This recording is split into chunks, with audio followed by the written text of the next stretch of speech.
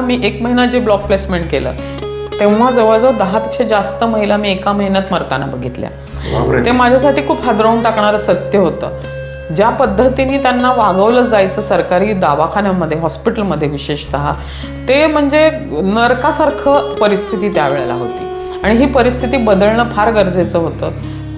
ते खूप मनाने घेतलं आणि त्याच्यासाठी महिलांची जी धडपड बघितली ना, ती फार विदारक होती त्यावेळेला.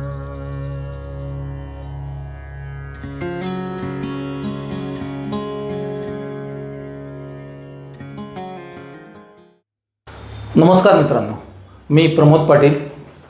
नमस्कार, मी उदय साठे. अनोळखी मुलखावेगळी माणसे या आमच्या पॉडकास्टमध्ये आपले मनापासून स्वागत आहे. मित्रांनो, समाजामध्ये अशा अनेक व्यक्ती असतात की जे इतरांपेक्षा वेगळा मार्ग निवडतात आणि काहीतरी वेगळं काम करतात आणि शांतपणे असं मोठं काम करत असतात. अशा प्रेरणादायी व्यक्तींचा किंबहुना त्यांच्या कार्याचा तुम्हाला परिचय करून द्यावा असा एक थोडासा आमचा प्रयास असतो. प्रमोद, आज आपण अशा एका व्यक्तिमत्वाला भेटणार आहोत की ज्यांनी तब्बल 30 वर्ष समाजातील अत्यंत उपेक्षित आणि दुर्लक्षित घटकांसाठी निस्वार्थपणे कार्य केलेलं आहे. तुला माहिती आहे का, त्यांनी सेक्स वर्कर्सच्या आरोग्य, शिक्षण किंवा आर्थिक सक्षमीकरण असेल किंवा त्यांचं जीवनमान उंचवण्यासाठी उल्लेखनीय योगदान दिलेलं आहे. आज आपल्यासोबत आहेत सहेली संस्थेच्या संस्थापिका तेजस्वी सेवेकरी. ताई, तुमचं मनपूर्वक स्वागत. नमस्कार. ताई, तुम्ही MSW केलंय आणि नंतर PhD सुद्धा केलंय. मला वाटतं याच क्षेत्रामध्ये तुम्ही PhD केली आणि तुम्हाला नक्कीच उच्च पगाराची नोकरी यामध्ये मिळू शकली असती, पण तुम्ही ते काही न करता या क्षेत्रामध्ये येण्याचा निर्णय घेतला. काय असं घडलं की तुम्हाला, किंवा काय याच्या मागची प्रेरणा होती? मी MSW करायचा निर्णय जो घेतला, मला शाळेपासूनच समाजकार्य करायचं होतं. आईवडिलांचं काम मी बघत होते. आईवडील माझे दोघंही डॉक्टर, आमचं हॉस्पिटल होतं आणि केवळ पैशासाठी त्यांनी कधीच डॉक्टरकी केली नाही. अनेक असे पेशंट यायचे की ज्यांच्याकडे काही नसायचं, पण त्यांनाही ट्रीटमेंट तेवढ्याच प्रभावीपणे दिली जायची जितकी बाकीच्यांना दिली जायची. आणि मला समाजकार्य करायचं हे मी ठरवलं होतं. बाळकडूच तुम्हाला मिळालं? हो, असं म्हणू शकतो. आणि मग MSW करायचं ठरवलं. MSW करत असताना महिला प्रश्नांवर काम करायचं हा माझा निर्णय झालेला होता. त्याच वेळेला त्या दरम्यान म्हणजे 90च्या नंतर साधारण HIV ह्याचा खूप भयंकर म्हणतो ना आपण संसर्ग सगळीकडे व्हायला लागलेला होता. त्याची भीती पण खूप झाली होती. माहिती त्याच्याविषयी फारशी नव्हती आणि HIVचा सगळ्यात जास्त प्रभाव जर कोणावर होणार असेल तर तो सेक्स वर्कर्सवरती. त्यामुळे मग मी असं ठरवलं की आपल्याला हे शिकणं आवश्यक आहे, आपण हे समजून घेऊयात. म्हणून मी आमच्या सहेली संस्थेची जी पालक संस्था होती, ज्यांचं 1991 सालापासून इथे काम चालू होतं पुण्याच्या वेश्यावस्तीमध्ये, HIV एड्स प्रतिबंध नियंत्रणाचा कार्यक्रम होता. मग त्याच्यामध्ये 1 महिन्याची जी ब्लॉक प्लेसमेंट असते ती मी घेतली MSW करताना. आणि त्या म्हणजे काय नक्की 1 महिना काय? 1 महिना म्हणजे 2 वर्षाचा MSWचा अभ्यासक्रम पूर्ण झाला की 1 महिना प्रत्यक्ष त्या संस्थेमध्ये जाऊन काम करायचं असतं दररोज. तसं महिनाभर करायचं असतं, म्हणजे इंटर्नशिप सारखं. तर ते मी केलं आणि ते करतानाच त्या महिनाभरातच अशा काही गोष्टी मी बघितल्या आणि अनुभवल्या की माझ्या लक्षात आलं की इथे काम करायची खूप गरज आहे, खूप आव्हानात्मक आहे, पण आवश्यक आहे. त्यामुळे मग मी ठरवलं की हेच माझं कार्यक्षेत्र असेल आणि मी कामाला सुरुवात केली. ताई, हा आता एवढे वर्ष काम करताय तुम्ही, तर सेक्स वर्कर म्हणजे नेमकं काय, किंवा तुमच्या दृष्टीने या संकल्पनेची व्याख्या कशी काय, किंवा आता काय असावी असं तुमचं मत काय आहे, किंवा हा व्यवसाय म्हणून गणला जातो का आणि त्याला कायदेशीर मान्यता आहे का? आपण जर हा व्यवसाय म्हटला, म्हणजे ज्याला मराठी भाषेत आपण वेश्या व्यवसाय म्हणतो किंवा सेक्स वर्कर इंग्लिशमध्ये म्हणतो. सेक्स वर्कर हा शब्द खूप नंतर आलेला आहे ॲक्च्युली. पण हा व्यवसाय माणसाच्या इतिहासात जो इतिहास ज्ञात आहे तेव्हापासून आहे. म्हणजे हा व्यवसाय खूप जुना आहे. ह्याच्यात नवीन असं काही नाही आहे. प्रकार बदलत गेले, त्याचं स्वरूप बदलत गेलंय, त्याची व्याप्ती बदलत गेली आहे, पण हा व्यवसाय अबाधितपणे चालू आहे. वेगवेगळ्या नावाने होता, वेगवेगळ्या पद्धतीने त्याला आश्रय मिळत होता आणि तो चालू आहे. तसा तो आत्तापर्यंत चालूच आहे.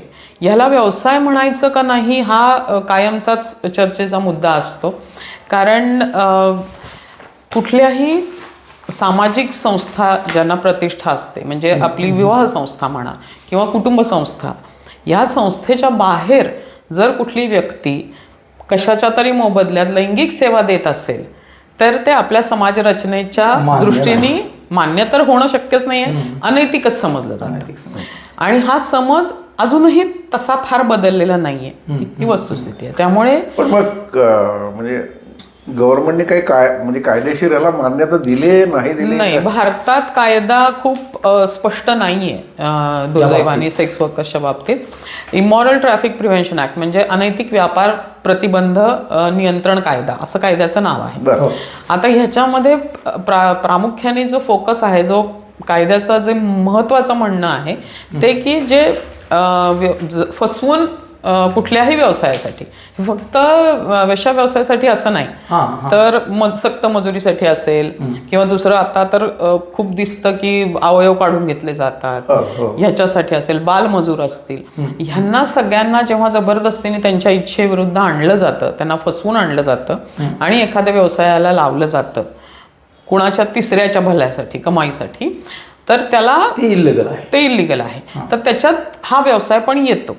त्यामुळे कायदा त्या दृष्टीने ह्या सगळ्या व्यवसायाकडे बघतो. पण एखादी मुलगी जर का तिच्या मर्जीने करत असेल तर तो कायदा नाही, त्याला कायदा अमान्य पण करत नाही, पण मान्यता पण देत नाही. म्हणून म्हणलं की हा कायदा स्पष्ट नाहीये. त्याच्यामध्ये असं कुठेही म्हणलेलं नाहीये की जर एखादी सज्ञान व्यक्ती स्वतःच्या इच्छेने हा व्यवसाय करत असेल तर तो बेकायदेशीर आहे असं म्हणलेलं नाहीये. पण होतंय असं पर्यायाने की जर एखादी सज्ञान व्यक्ती स्वतःहून जर हा व्यवसाय करत असेल तर त्या कायद्यामधल्या अनेक अशा तरतुदी आहेत की प्रत्यक्षरित्या किंवा अप्रत्यक्षरित्या तो बेकायदेशीर ठरला जातो. म्हणजे त्या व्यक्तीचं अपराधीकरण होतं. पुण्यामध्ये काही विशिष्ट पेठांमध्येच हा व्यवसाय करतात, त्याच्यामध्ये काही इतिहास किंवा सामाजिक कारणे काही आहेत का? मला वाटतं बाहेरच्या शहरात सुद्धा असं काही विशिष्ट ठिकाणीच काय काय आहे. हे काय आहे म्हणजे असं नक्की? कारण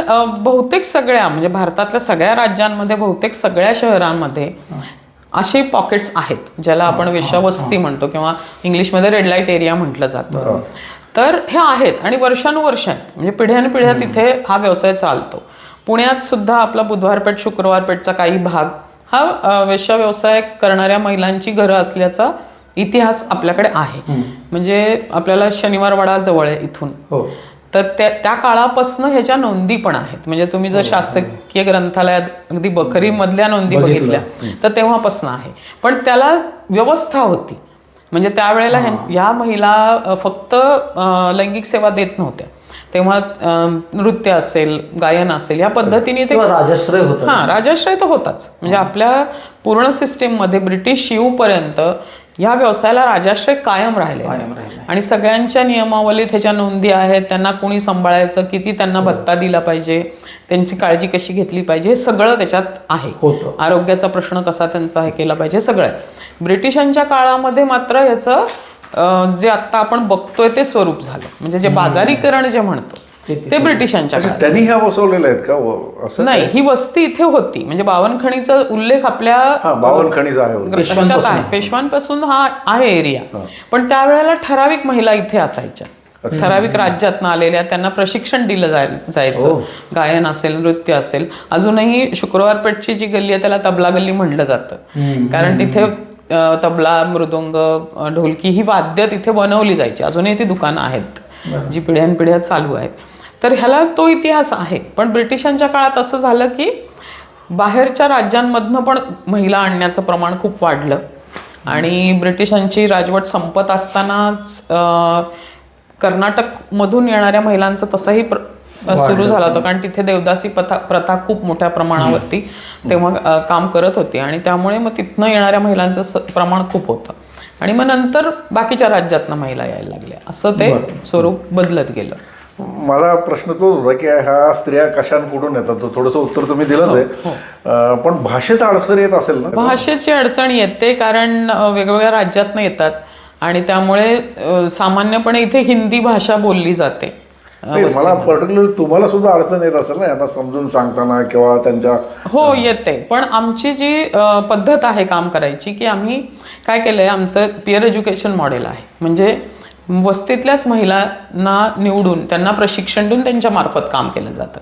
त्यामुळे आम्ही असं बघतो की, कारण सहेली त्यांचीच संघटना आहे. म्हणजे मी कितीही झालं, मी जरी सहेलीच्या जन्माच्या आधीपासून जोडलेली असले तरी मी मालक नाही आहे संस्थेची किंवा मी ट्रस्टी पण नाही आहे. आमच्या 9 महिला ह्याच ट्रस्टी आहेत संस्थेच्या. त्यामुळे पिअर एज्युकेशननीच काम चालतं. त्यामुळे वेगवेगळ्या भाषा बोलणाऱ्या महिलांना एकत्र आणून त्यांना प्रशिक्षण देऊनच संस्था काम करते. समाजामध्ये आता कॉलघर नावाचा एक प्रकार सुरू झाला आहे किंवा मसाज सेंटरमध्ये अनैतिक हे असतात आणि ह्या सेक्स वर्कर, म्हणजे माणूस समाज काय ह्यांच्याकडे अनेकतेने बघतो, पण ह्या ज्या गोष्टी आहेत बाकीच्या त्या मात्र झाकल्या जातात. त्याच्याबद्दल काय म्हणायचं? मला असं वाटतंय की आर्थिक व्यवस्था त्याला खूप जबाबदार आहे, की ज्या वेश्यावस्तीतल्या महिला आहेत त्यांचा आर्थिक स्तर आणि हा जो बाकीचा सगळा व्यवसाय चालतो, एस्कॉर्ट्स असतील, मसाज पार्लर असेल, कॉल गर्ल्स असतील किंवा इंटरनेटवरनं जे चालतं, तर हे सगळं त्याला येणारे जे ग्राहक आहेत ते वेगळ्या आर्थिक स्तरातले. त्यामुळे ही तफावत खूप जाणवते. हे ओपन आहे, हे म्हणजे हा बाजारपेठेतला एक भाग समजला जातो. त्यामुळे मग त्याच्यावर होणारी कायदेशीर कारवाई असेल, हिंसा असेल किंवा त्याच्याकडे बघण्याचा दृष्टिकोन असेल, हा खूप नकारात्मक असतो. तसं ह्या बाकीच्या प्रकारच्या सेक्स वर्कर्सच्या बाबतीत ते होईलच असं नाही.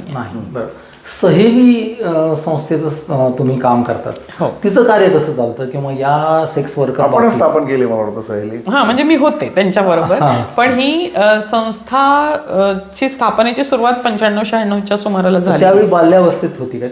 नाही, ते रजिस्टर आम्ही म्हणजे ट्रस्ट आणि सोसायटी म्हणून चॅरिटी कमिशनकडे. हे ऍक्च्युली आमची पालक संस्थेचे ज्या महिला होत्या, ज्यांना मी म्हटलं पिअर एज्युकेटर आमचं सुरुवातीपासून होतं, त्यांना असं वाटत होतं की कितीही झालं, काहीही झालं तरी हे काम जीव वाचवायचं काम आहे. तेव्हा आमचा HIV फोकस होता, त्यामुळे ते बंद नाही झालं पाहिजे. आणि जेव्हा आपण कुठलीही NGO म्हणतो, नॉन प्रॉफिट ऑर्गनायझेशन म्हणतो, तेव्हा फंडिंगवरती खूप गोष्टी अवलंबून असतात. त्यावेळेला अशी परिस्थिती होती की उद्या कदाचित हे फंड बंद होईल, काम बंद होईल. बरोबर. पण महिलांना इतकी त्यांची आत्मीयता होती हे काम चालू राहण्यामध्ये की त्या म्हणल्या हे काम बंद नाही झालं पाहिजे. मग जर ते चालू राहायचं असेल तर ज्यांच्यासाठी काम करतो त्यांनी समोर येणं, त्यांनी त्यांची मालकी प्रस्थापित करणं कुठल्याही कामावरती, हे गरजेचं वाटलं. त्यामुळे आमचे पालक संस्थेचे डॉक्टर ईश्वर गिल्डा जे आहेत, ज्यांनी आमचं काम इथे सुरू केलं 91 साली, ते त्याच्यात सहभागी होते. आणि मी तर स्टुडंट होते, म्हणजे मला नवीन काहीतरी करायचं होतंच. आणि त्यातून जे काम चालू राहण्याची जी खूप मनापासून इच्छा जी महिलांची जाणवली, त्याच्यामधनं मग आम्ही चर्चा करत गेलो. 97 साली कलकत्त्याला जी पहिली संघटना आहे भारतातली वेश्या व्यवसाय करणाऱ्या व्यक्तींची, ती कलकत्त्याला आहे, सोनागाचीमध्ये. त्यांनी पहिली नॅशनल कॉन्फरन्स ठेवली होती. पूर्ण देशातनं सेक्स वर्कर्स तिथे आले होते, प्रतिनिधी. तर ह्या महिलांना घेऊन मी तिथे गेले, ते काम बघितलं. तिथली बॅकग्राऊंड खूप वेगळी आहे, इथली खूप वेगळी आहे. कारण तिथे एक भाषा बोलली जाते, तिथे कम्युनिस्ट सरकार होतं, तिथे कामगारांचे अधिकाराची भाषा त्यावेळेला सेक्स वर्कर्स बोलत होत्या. आणि इथे आम्ही अगदी छोट्या छोट्या गोष्टींसाठी झगडत होतो. पण मग तिथून ती प्रेरणा मिळाली. इथे आल्यानंतर आम्ही चर्चा सुरू केली आणि मग ठरलं की हे गरजेचं आहे.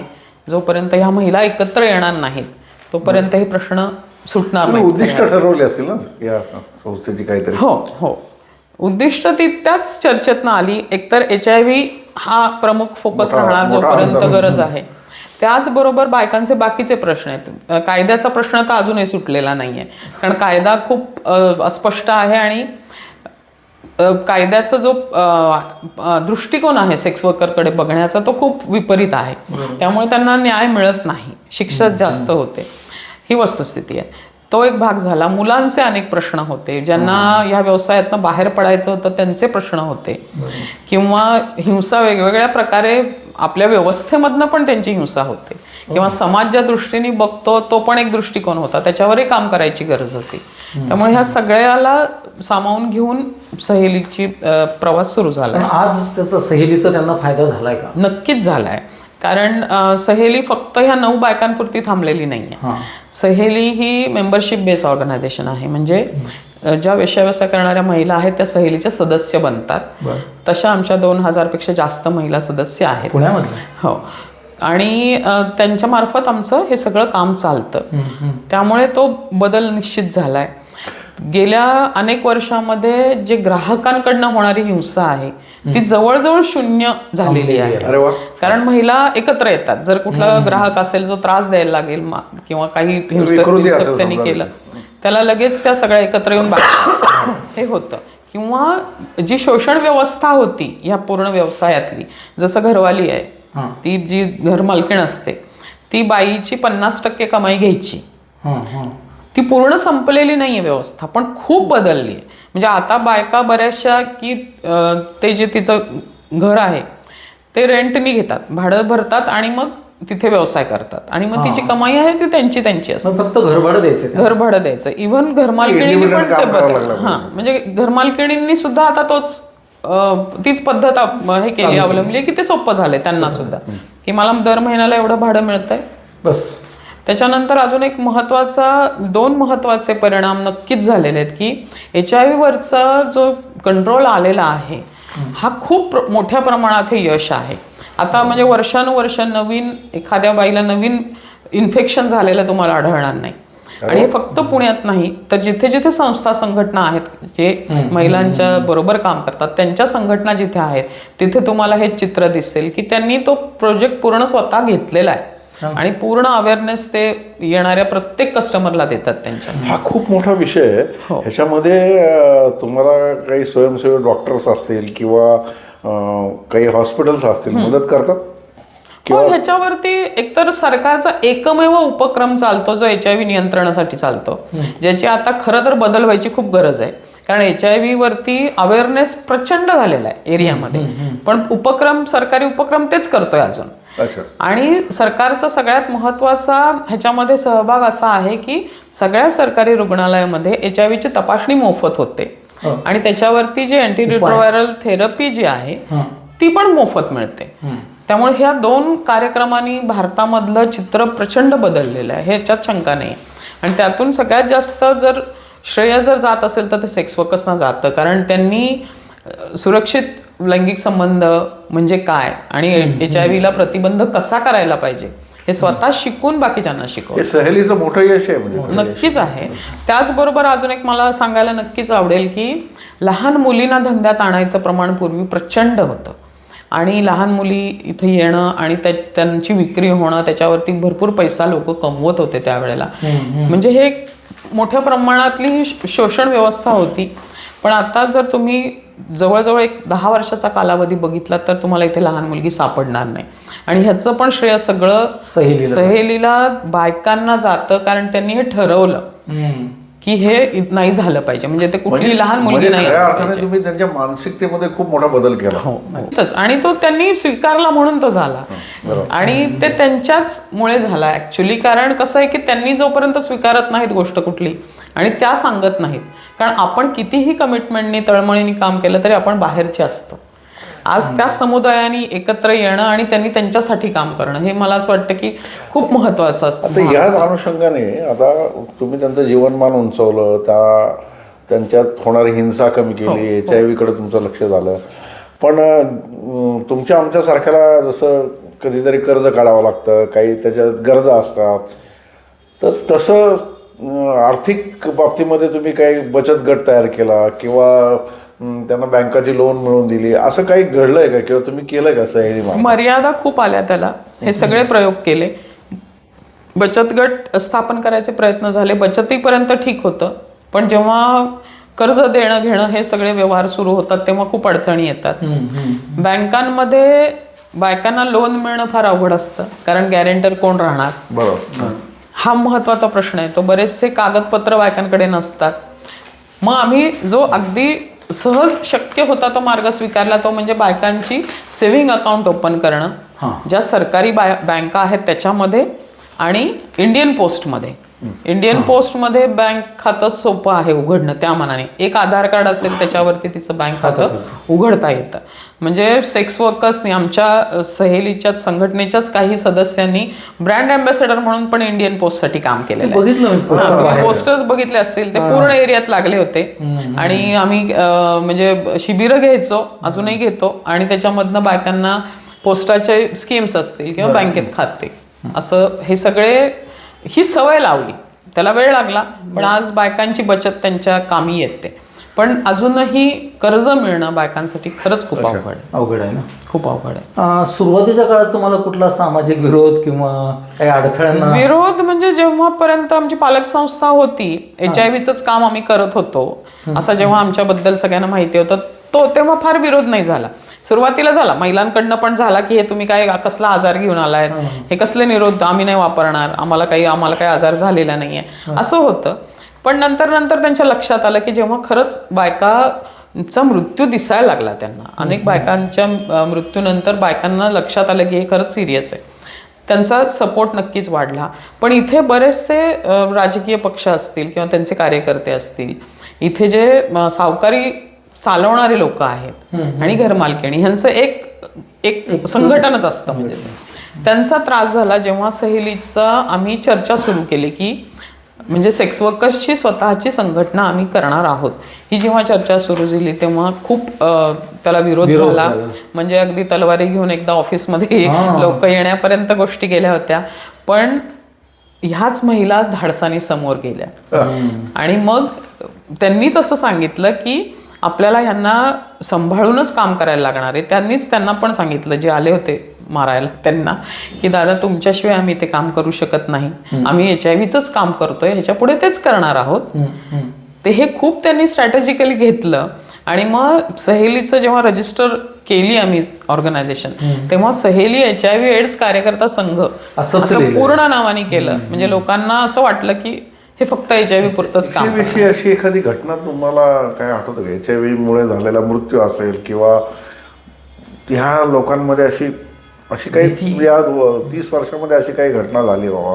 खूप झाल्या अशा घटना. म्हणजे जसं मी म्हणलं की मी 1 महिना जे ब्लॉक प्लेसमेंट केलं तेव्हा जवळजवळ 10पेक्षा जास्त महिला मी एका महिन्यात मरताना बघितल्या. ते माझ्यासाठी खूप हादरवून टाकणारं सत्य होतं. ज्या पद्धतीने त्यांना वागवलं जायचं सरकारी दवाखान्यामध्ये, हॉस्पिटलमध्ये विशेषतः, ते म्हणजे नरकासारखं परिस्थिती त्यावेळेला होती. आणि ही परिस्थिती बदलणं फार गरजेचं होतं. ते खूप मनाने घेतलं आणि त्याच्यासाठी महिलांची जी धडपड बघितली ना, ती फार विदारक होती त्यावेळेला. पण आज एवढ्या सगळ्या वर्षानंतर ते चित्र नक्कीच बदललंय आणि खूप सकारात्मक झालंय, याच्यात शंका नाहीये. पण न्याय अजूनही नाही मिळत महिलांना. म्हणजे त्यांना जर कुठल्याही हिंसेला सामोरं जायला लागलं, खून झाले मध्ये कोविडच्या नंतर बायकांचे काही खून झाले, ते त्यांच्याच लवरनी केलेले किंवा त्यांचे जे पती सदृश्य जे काही नातं असतं त्यांनी केलेलं असतं, असं पण असतं. पण मग त्याला न्याय नाहीये. म्हणजे दृष्टिकोनच वेगळा आहे. त्यामुळे ते खूप यामध्ये तुमचे नातेवाईक किंवा परिचित हे जे तुम्ही काम करताय त्याच्याकडे कसं बघतात? म्हणजे सुरुवातीला सुदैवानी, म्हणजे मी खरंच स्वतःला खूप सुदैवी समजते की माझ्या घरनं कधीही कोणी विरोध केला नाही. माझे आई वडील असतील किंवा माझा नवरा, माझे सासरचे सगळे लोक, कधीही विरोध नाही. सपोर्ट खूप मिळाला. त्यांनाही खूप वेगवेगळ्या पद्धतीने अनेक गोष्टींना सामोरं जावं लागलं. कारण सुरुवातीच्या काळामध्ये मी कधी इथे येणार, वेळेचं काही बंधनच नव्हतं कुठल्याच गोष्टींना. समाजाचा बघण्याचा दृष्टिकोनही अजिबातच कुठेही सकारात्मक नव्हता. काही नातेवाईकांना वाटत पण होतं की ही इथं का काम करते, हिला दुसरीकडे कुठेही चांगली नोकरी मिळू शकते, हिनी स्वतःची संस्था का नाही करते, ते केलं तरी ही खूप चांगलं करेल, पण इथे जाऊन काय मिळणार, इथे कशासाठी. म्हणजे माझ्याच काही कॉलेजच्या मित्रमैत्रिणींचं असं म्हणणं होतं की तू स्टॅग्नंट झालीस इथे, या शब्दात त्यांनी मला ऐकवलं होतं. तुझी प्रगतीच होत नाहीये, तुझं करिअरचा ग्राफ काय आहे. म्हणलं पैशापेक्षा ह्या कामामधलं आव्हान आणि जे बायकांच्या चेहऱ्यावर मी समाधान बघते ना, ती माझी पावती आणि मी त्याच्यासाठी काम करते. नक्कीच. पण कुटुंबाने खूप सांभाळून घेतलं, मित्रमंडळींनी खूप सांभाळून घेतलं आणि अजूनही ते सपोर्ट करतात, म्हणून हे मी काम करू शकते असं मला वाटतं. छान. ताई, तुम्ही MSW केलं आणि त्याच्यानंतर PhD पण केलीत. PhD सहज तुमच्याशी बोलताना कळलं की ह्या विषयावर केली. मला जरा जास्त जाणून घ्यायचं आहे की ह्या विषयात म्हणजे काय, तुम्ही PhD कशी काय केली किंवा काय त्यातली आव्हानं होती तुम्हाला? PhD करण्यामागचा माझा उद्देश होता की सहेलीची जो प्रवास आहे तो कुठेतरी लिखित स्वरूपात असणं गरजेचं होतं. कारण मी एकदा काही वर्षापूर्वी मला खूप सिरियस ॲक्सिडेंट झाला होता. त्याच्यातनं मी वाचले, बरी झाले, पण जाऊ पण शकले असते.